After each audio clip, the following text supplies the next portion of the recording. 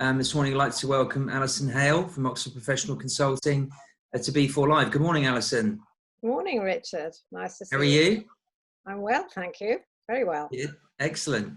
So what sort of time have you had over the past couple of weeks? Has it been particularly challenging? I think it's been challenging for all of us, getting used to lack of independence and deciding when we can go out of the house and deciding what we can do and finding ways to be social and have company. So I've had a few ups and downs personally, but I think that's, it'd be very unusual to be a person who just rides this wave in complete exhilaration and helpful use of calm. But I think we're all finding ways through it. What about you? I mean, you touched on finding ways. I think adapting to the current situation. It's amazing what we've all had to do to adapt. And I was just talking to a finance company about my daughter's car recently, or earlier today. Lady said the whole company has gone remote in a matter of days and hardly any glitches. And something like that, if it was planned, would take months potentially to put into place. So adapting to the new circumstances, it's amazing what we can do with technology these days. And maybe a lot of us will prefer to work this way going forward. So maybe Yes. the planet and lack of travel, etc. So interesting. I think it's very interesting, that point you just made about how we've been able to do things a lot more quickly than we would in normal circumstances. In the same way that the governments had been asked to do stuff that would have taken bureaucracy a much longer time to do stuff. And we're finding what we can do quickly when we have to. It's an eye-opener, really. I mean, to all of us who are making these great changes. No, definitely. And you're going to talk to us about resilience today, Alison. So do you want to have a chat? I know you've got some slides, haven't you, to show us as well? Yeah, well, I just had a couple of slides because I know some people prefer to see something written as well as listening to a talking head. But I'm going to be being pretty spontaneous on this. I've got guidelines that I'd like to talk about, but in these days, things change. You make a plan and then you hear something and you think, well, that's a good idea, and I'd like to pass that on. So I'm going to be fairly agile and spontaneous on this. So if you feel like asking a question, please do. And I know you're going to ask me some questions at the end. Yeah, but I'll just put in the message box, if anybody, if you've not got your chat opened, at the bottom of the screen, there's a bar that says chat just to the right of the green share screen. Please do put your questions in there, and I'll interject Alison at an appropriate time to put those questions to her, so we make sure we get through as many as possible. So do please put your questions in now. But you can carry on, Alison. You don't have to wait for a question for you to start. So am I going to? I'm not quite sure what's going on with the screen at the moment. You should be able to share your screen if you need to do so. There we are. Now I know I'm on. Okay, well, I'm going to share my screen now. But before I do, I'd just like to say good morning and thank you for coming. And I really want this to be useful to everybody. Although I said for leadership, it doesn't mean it's only for leaders, because we're all leading in different situations at the moment. Sometimes it might be just our own household, it might be our team, it might be a company, or it's just leading your own life and coming out well at the end of it. So now I'm going to share my screen, and so my first. So this is just to show the company name, and this is a picture that I chose because I think it shows amazing resilience. And I was given this picture a long time ago, and I thought, what a lovely idea it is that the flower can push its way through and cope with living completely away from its mother tree and away from the garden that it presumably started. And funnily enough, yesterday, as I was on my 1-hour walk, I passed a fence with a blossom like this poking through. And so I thought that was the one that I wanted to use today as a symbol of resilience. So the title of my presentation today is Be Resilient Now, and I'm going to be giving practical ways, sharing practical ways to cultivate and maintain resilience in challenging times. And this is how I've designed the content. We're talking a bit about what resilience is and why we need it now. I'm talking about mindset, and I'll end up with 5 practical actions that you can take, or tips if you like. Not too many because they'll just get forgotten, but just 5. So to start off, I wonder if you consider yourself resilient, and whether you feel that you're good in that way, or whether it's something you have to work on. I certainly used to feel that I was very resilient, but this week I've actually had a bit of a wobble. So although I started out optimistic, seeing the opportunities, and in fact quite excited about the challenge of this situation of being confined to my house and only allowed to go out once, or shop once and exercise once. And then a couple of days ago, I really did have a wobbly day. I was in front of the screen far too long, and there were endless messages pinging in at every moment. And by the time I got to the end of my social chat with a group of friends at 9 o'clock, I just felt my brain was overtaxed.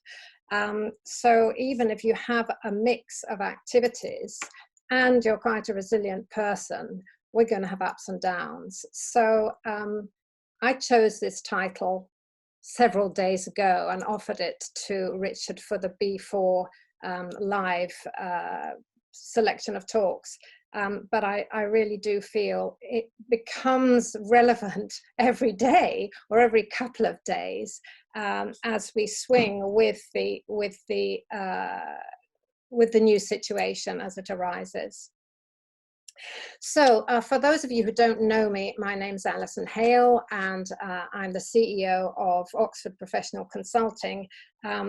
And I've been in that position for 20 years. So I have experienced a few crises in that time, as you can imagine, the 2008 recession, and then internal crises within the company, problems of any entrepreneur, with financial problems, changing direction, changing exactly what we're providing to our customers. I'm an executive business coach, and I deal with customers. I work with clients, leadership clients in corporates and in small businesses. So resilience, what is it, and why do we need it particularly now? Well, I looked in the dictionary, of course, to find a nice, quick definition. And what I found was the ability to be resilient is to have the ability to spring back into shape after being pushed, pulled, or crushed. So it's that springiness, that ability to come back to your original form after some kind of crisis, or pulling, or stretching, or crushing. So very important now, of course, but it seems to me that the resilience that we're asked for these days, this particular week, month, 3 months, 3 weeks become 3 months, becoming perhaps 6 months or 12 months, it's a greater resilience than I've certainly needed before, and that I think many of us are in that situation. So I reckon that it's a mix of being able to be courageous, confident, healthy, optimistic, resourceful, with a positive mindset, and some determination. So really, there's a lot of things in that resilience that we're drawing on at the moment. So I'm going to read that list again, because I would never remember it if I don't have it written down. So courage, confidence, health, optimism, resourcefulness, mindset, and determination. £5 Marks and Spencer's gift voucher for anybody that can come up with a mnemonic for that lot. Yes, well, I'll leave that to you, Richard. You might want to think about that as you. Can I have just a quick question before you carry on? Just a quick question from Sean. How do you maintain resilience in the face of decreased productivity and feeling as though your professional identity is under threat? Oh, well, I think I'll have to leave that one to the end, if I may, Sean. Yeah, no problem at all. I think that's a very good question, but I'd like to leave the questions to nearer the end, if that's all Perfect. right. I'll go on mute and leave you to it. Yeah, and do remind me what the questions are, because I can't look at the chat and concentrate in sharing what I hope will be useful. So the resilience that we need now, why it needs to be so much more powerful is, I think, because it's not just for a moment or a few days. It's lasting longer. That's one factor. And the other factor is that this is, as we've heard that word so often on the news recently, unprecedented. We're in uncharted waters. And so we've got to find a new amount of resourcefulness and inventiveness and creativity, which on an ongoing basis. So I decided to divide my presentation here into three parts. So first of all, I said I'd look at what resilience is and why we need it. So I think I've done that now. And then I wanted to talk about mindset, because mindset is going to make a difference to how we are in coping with this. And so I wanted to share some of the ways that I help my clients, because as an executive coach, I'm often dealing with helping clients deal with very difficult situations where they need to be able to keep a positive mindset. And because the mindset is going to lead your actions, and it's going to, so working on mindset is really important. And how I do that myself, and how I've been doing it over the last week, is to actually bring positive thoughts into my world. Because of course we're getting a lot of negative messages in. They may be realistic, they may be absolutely factual, but there's a lot of negative messages coming. So one of the things that we've started to do in my household actually is that we've started to have a kind of assembly in the morning. We started it yesterday, and I got this idea off the radio actually, where we plan our day, and we just look at what went on the day before. So what we did yesterday, and we're going to make it a little routine, is to think about 3 things that we achieved, each of us, the day before, 3 things that we enjoyed the day before, and then 3 things that we're going to do today. So it's a bit like the school assembly or the school registration, where you have that at the beginning of the day. And yesterday that was very good for each of us, because we hadn't actually shared those things before they were on this new agenda. So we found that very useful. And another habit that I encourage my clients to do, and that I certainly do myself, is to every night is to list the achievements of the day. Now, I'm very generous in listing my achievements. They could be very small things, but it just does help me to see that I've done some useful things during the day. They might be very small things, they might be really significant things. And I also make it a habit to think of 3 things that I'm grateful for at the end of every day. It's also nice to do that at the beginning of the day as well. And these days, there are a lot of things to be grateful for. There's my wonderful neighbours over the road who do our shopping for us. There's marvellous volunteering going on. And there's also natural things. When I was on my walk yesterday, it was sunny, blue sky, jolly cold though. And I'm grateful for that whenever I see a blue sky and sun. And also the blossom yesterday, absolutely lovely.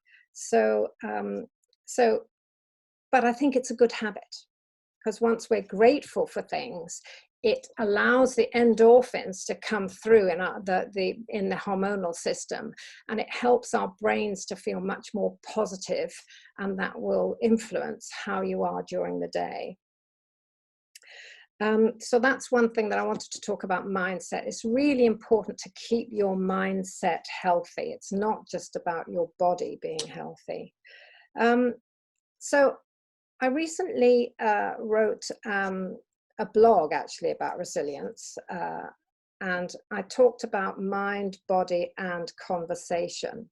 And on the mind side, just to carry on about that a little bit, as I said, I felt very positive at the beginning of this crisis, because I could see that there's the opportunity for coaches, people like me, to actually help with problem solving.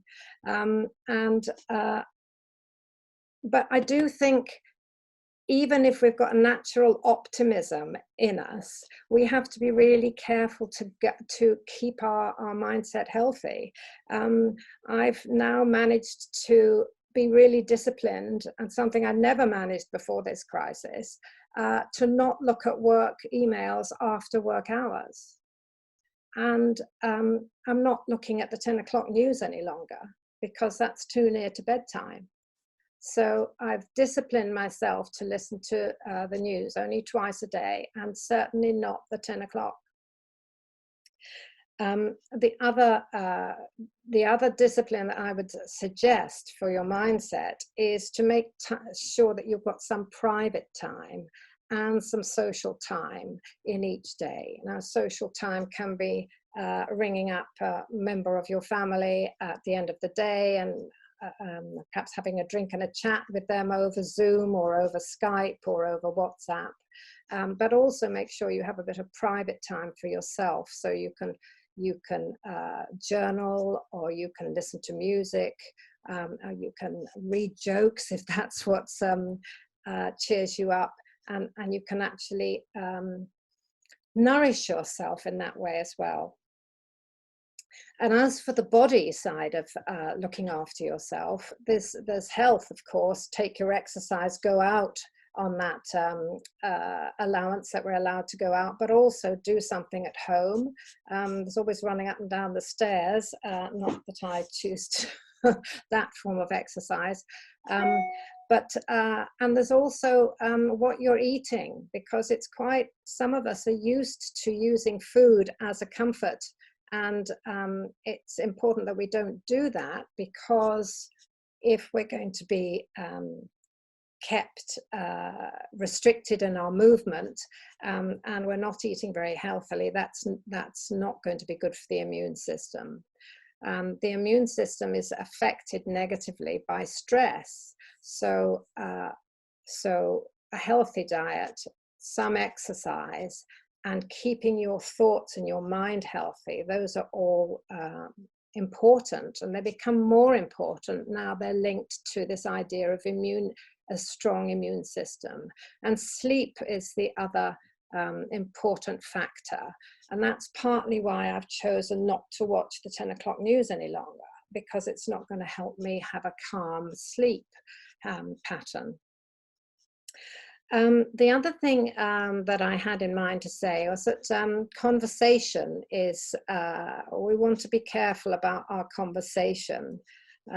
Personally, I find it really hard to cope with negative stuff at the moment. I mean, if people are criticizing the government, criticizing what's being done, I find that really hard to take.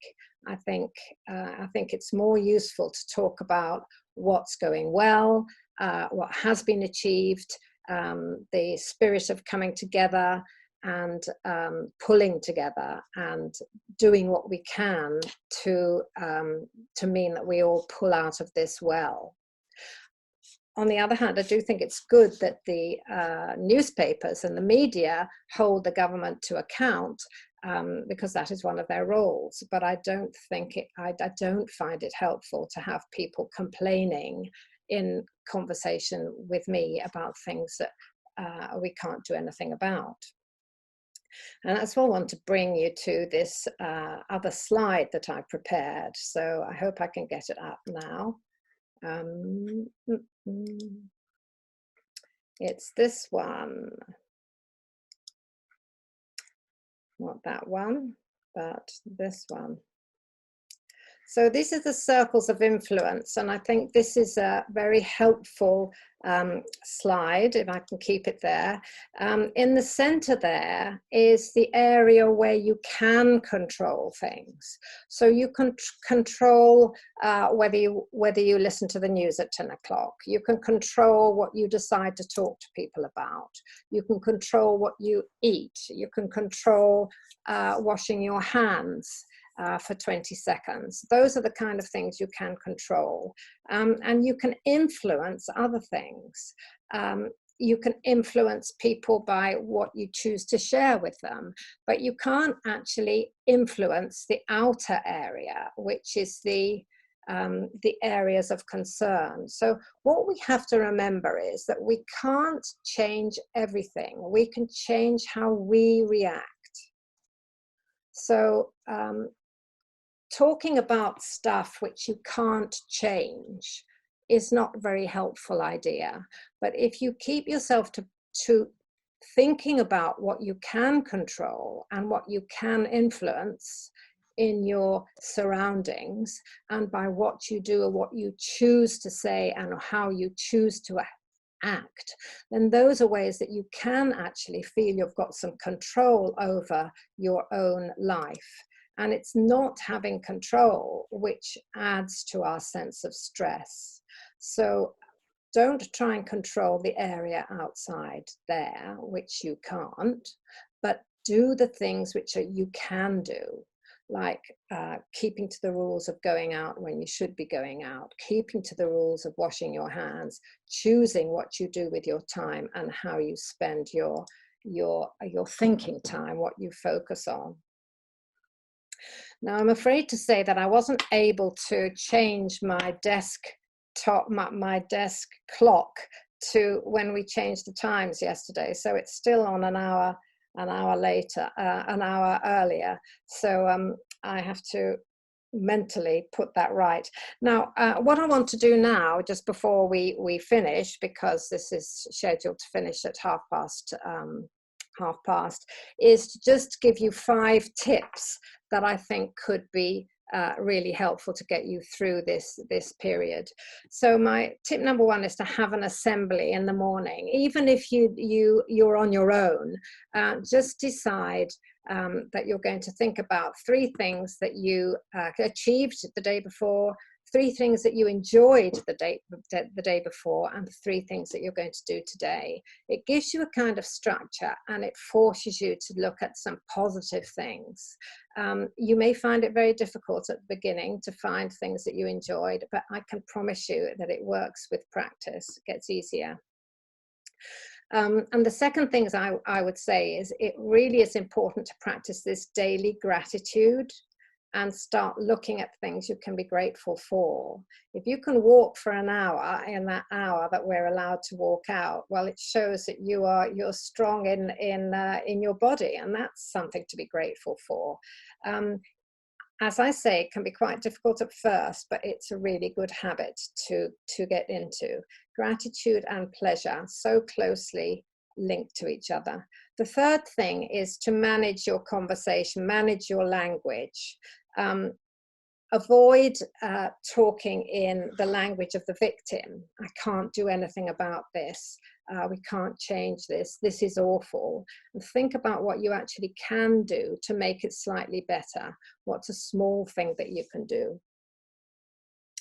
If you've got a coach already, use your coach. They're used to hearing problems, and they have a good process to help you solve problems and be creative. And my number 5 is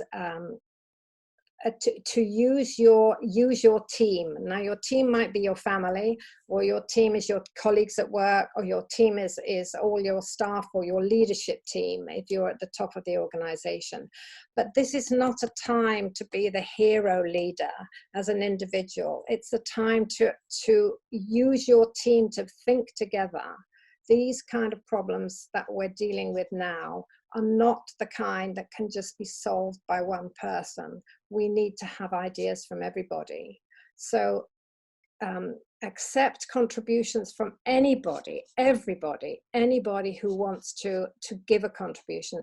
Appreciate them, take them on board, because there might be something there that you can use, and that will make the solution that you decide on even better. Just on that point, Alison, if I may. I mean, yes, please. That's it really. I just wanted to give you my my contact details if you'd like them at the end, and that's everything that I had prepared. So, Richard, yes, ask away now.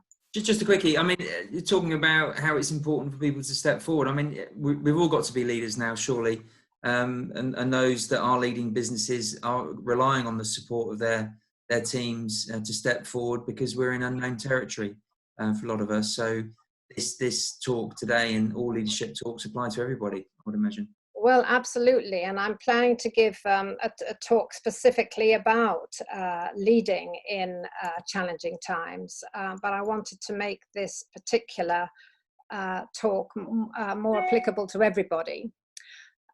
That's why I haven't mentioned the word leadership very much. But yes, we're all part of leading ourselves out of this, and to be able to bounce back into not just what we were before, but even an even better version of it.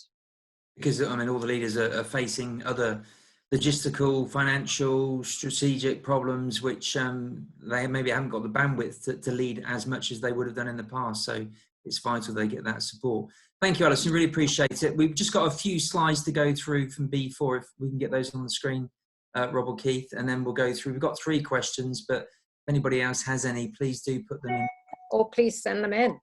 Please do, yeah. Just to refer you all to the B4 support pages that we have on the website. We've got a daily update from the government there, which is updated every day by Colin.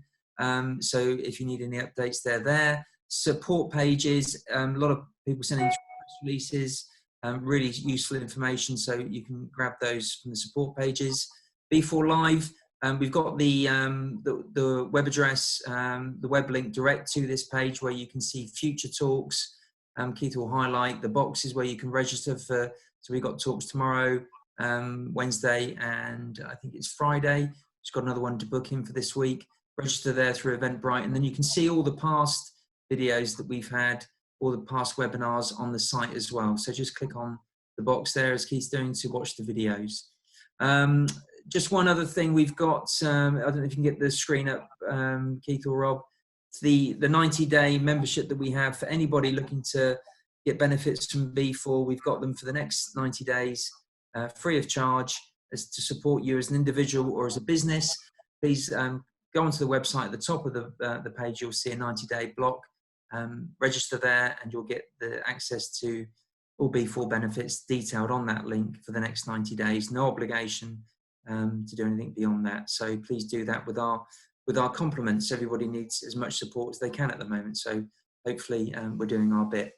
Tomorrow we've got Mark Spalander of Modus Accountants talking about the latest self-employed legislation during COVID-19. So I know that's of interest to an awful lot of people at this particular time. So that's tomorrow, 12 o'clock. And all talks will be at 12 o'clock every day. So thank you. And now over to some questions. So we go back to Sean's question, if I can find it. It is here somewhere. How do you maintain resilience in the face of decreased productivity and feeling as though your professional identity is under threat? Well, I'm wondering if this means how does the company, with reduced productivity from the company, or is it the individual who you can't be as productive as normal because you're at home with your family and you're distracted by various things. Oh, it's me. Sean, it's you as an individual, but Sean, if you want to come on screen and talk to Alison, you're more than welcome to join us. So it is as an individual, Alison, and that goes to asking questions. Sean, is it because you're unable to be productive because you haven't got equipment, or because you've got family to look after, or? Right. I think it's mostly just because everything is so up in the air, and what we do is so I run a small charity, and what we do is teaching in schools, and obviously we're not able to do that at the moment. So everything that we normally do is really up in the air, and it has felt, particularly over the last week, like everything that I'm doing in sort of planning in response to the current situation is superseded by the next day's turn of events. So although I've been very busy, I don't feel like I've necessarily been very productive. Well, in that case, I think the first, I mean, if I was just to give you some advice, I would say the two things that I mentioned first of all. At the end of every day or at the beginning of the next day, just list all the things that you got done. It's probably easier to do that at the end of the day while you can still remember them, even if they're things like, throwing out a mountain of paper, or clearing out a desk drawer, or a drawer of your kitchen. But if you were to list what you've achieved, and then also list things that you're grateful for, it really will lift your spirits and your brain, and you'll see that you are getting stuff done. And as you wait for new legislation, or as you're stopped from doing what you would normally do, there might be a new project that to do with your teaching in schools that you could start working on, or start having a brainstorm with some of your colleagues. What could we do differently? What could we do now over the internet? Or just that kind of brainstorming activity for the future. That would also be the kind of project that would make you feel you're actually being productive. How does that help? Yeah, I think that is useful. Thank you. Pleasure. Great, thank you, Sean. Just to add to your list of key words earlier, Alison, we had Lucinda Whiteley adding in the word adaptable to your list. I know we touched on. Absolutely, yes, adaptable and agile, which was something you mentioned yourself, Richard. Okay, so final question. I think it's the last one. Is from Vicky Dimolo. Do you have any tips for maintaining a good level of resilience when leading a team, some of whom are struggling with the new working environment, change in workload, etc.? How much responsibility do you feel leaders should be taking on for their employees' well-being during this time? Ooh, very tricky there. And of course, questions in one there, Vicky. But sorry. No, I'm saying Vicky, there's a few questions in one there. Do you want me to go yes, first? Split them up for me, Richard. Then you take the responsibility for the. Okay. Do you have any tips for maintaining a good level of resilience when leading a team, some of whom are struggling with a new working environment, change in workload, etc.? Well, I think if you've got, I think looking at who is in your team is going to be useful. I mean, you can do this without having them actually there, but thinking about, have you got new members of the team who perhaps don't feel that they really belong yet, and how you don't really know how they tick. I think if you had new members in your team, I would try to have a one-to-one conversation with them. Obviously, it's going to be over Zoom or one of those platforms, so that you can find out how they are adapting, what their concerns are, what you could do to help. Now, it doesn't mean that you necessarily do everything that they say would be helpful, but at least you've you've started building a relationship with them, and you can understand what they're having some difficulty with. The most important things in those one-to-one conversations is to really listen. To listen without trying to think of a solution as you listen. This is one of the things that we learn to do as coaches. We learn to really listen, not that half listening, which is problem solving as you listen. So if you can do that, it builds trust. It also gives you loads of information you wouldn't hear if you're only half listening. So you hear those nuances, you can feel what the emotion is like. So that would be your new members of the team. Sorry, where were we, Richard? Remind me of what the question was. How do you help your team? How do you manage them? And how much responsibility do you feel leaders should be taking on for their employees' well-being during this time? Well, it does depend on the size of your team and the size of your responsibility there. If you're talking about a small business with, say, 5 to 10 members of the team, then you can probably think of them all together, and maybe you don't have an HR position there, so you do feel more responsible yourself. If you have somebody with an HR responsibility, they could be doing some of the information about pointers about how to keep healthy, for instance.